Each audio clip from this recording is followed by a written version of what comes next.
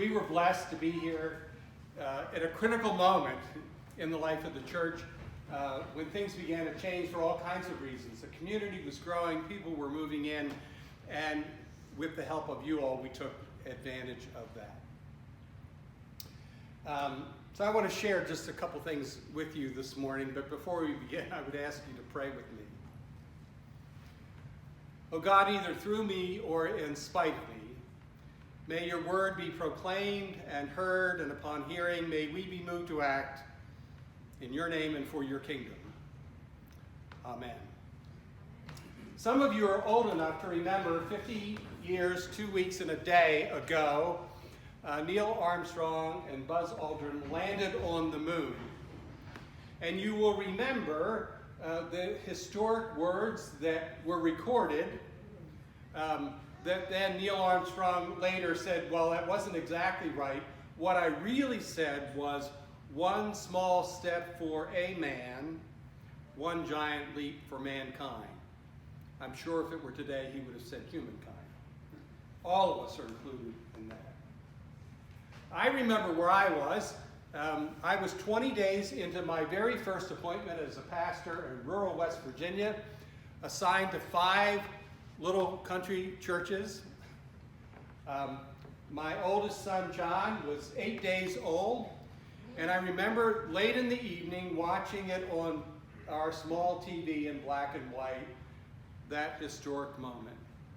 When John Kennedy dreamt that dream, along with his administration, almost a decade before that, it was, in fact, just a dream. We didn't have the technology to get to the moon. Didn't know how we were going to do it. But there were enough people with a vision for what could be that it became a possibility. It begs for me the question for us in our time is, how do we become the kind of church that is able to imagine into the future the unimaginable?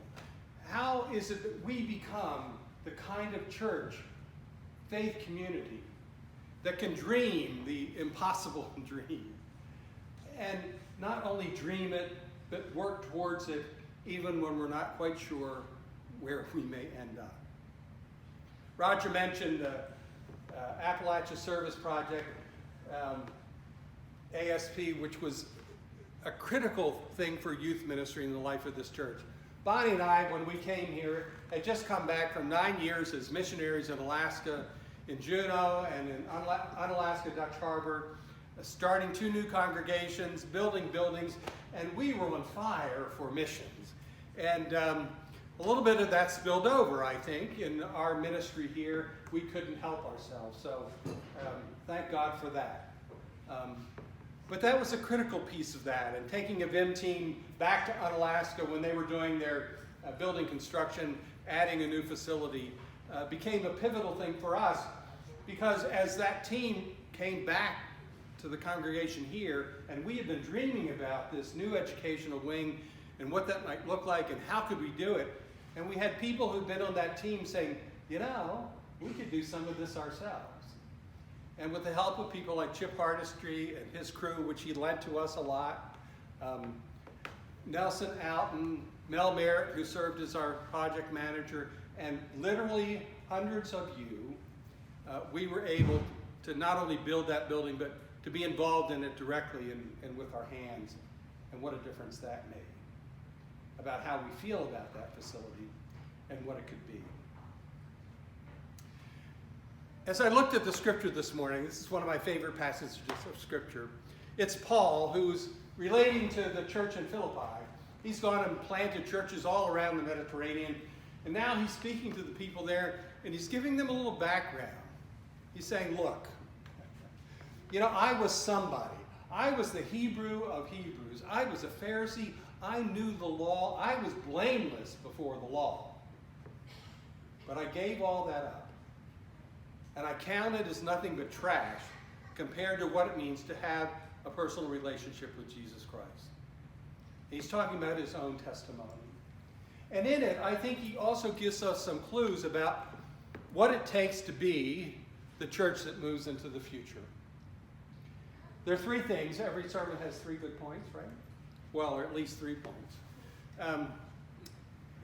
That I think are clues for us about what we need to do. The first thing he said is, don't get too comfortable.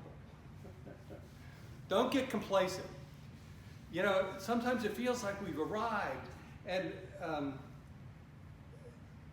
20 years ago, I remember some of that feeling. It's like, oh boy, look at all that we've done. We've got mission stuff going on. We were engaged in the community. We built a new building. This is great.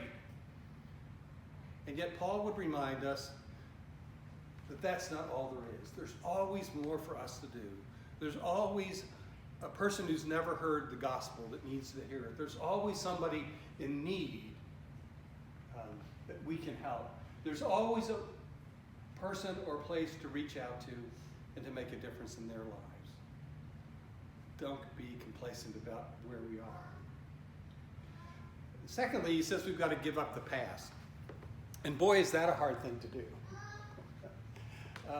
When we were serving the church in Juneau, Alaska, this new church start for 6 years, I never heard anybody ever say, well, we never did it that way before. The 7 last words of the church, sometimes referred to in that manner. Of course, a lot of those folks hadn't been a part of a church anywhere, and they'd never done any of that stuff before. Letting go of the past is often a very difficult thing to do.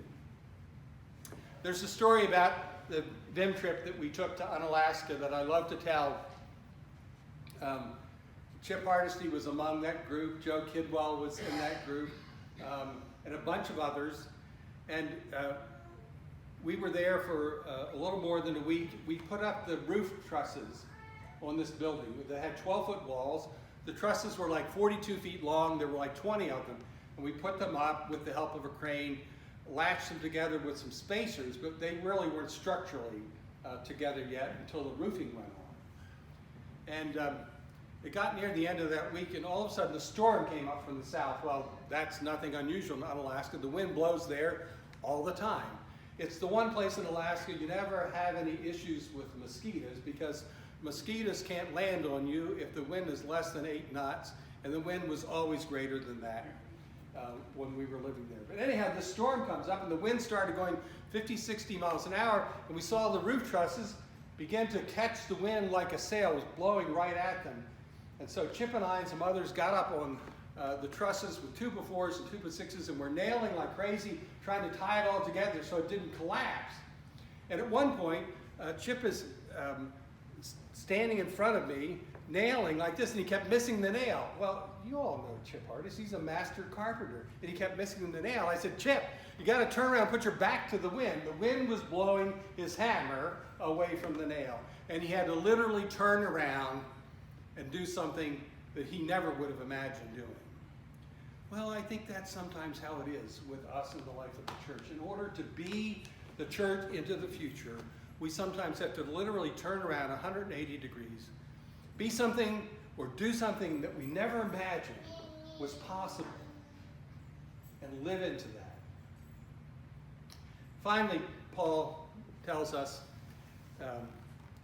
in his own mind, reaching out to that which lies ahead. And that's always what we have to do as the church. It's not enough to be who we are now. We've always got to be looking to where we're going, where God is leading us, where the Spirit is taking us, and be open to that possibility. When we built this educational building,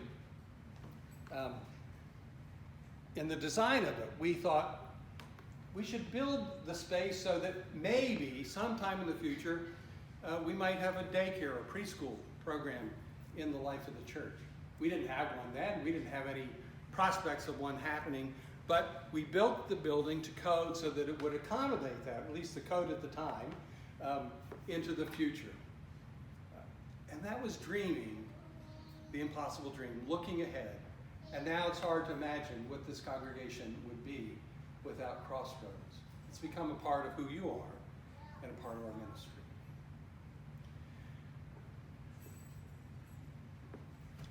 There's a lot to do. And you all are part of that in a critical way. The church is different today. Smaller percentage of people in this country attend church than ever in our history. But those of you who are here, for the most part, there may be one or two of you that got dragged here by your spouse or your parents made you come. But for the most part, you're here because you choose to be, you want to be. You want to be a part of a faith community and a part of a community that's doing something meaningful and purposeful. And I think that's who we need to continue to be and who we become as we move into the future. Armstrong said, "One small step for man, one giant leap for humankind, for mankind." I would say for us, every time we reach out in ministry to others, we look outward instead of inward, we as individuals take that one small step. But collectively, it becomes a giant leap for who we are and who we can become as the church. Amen.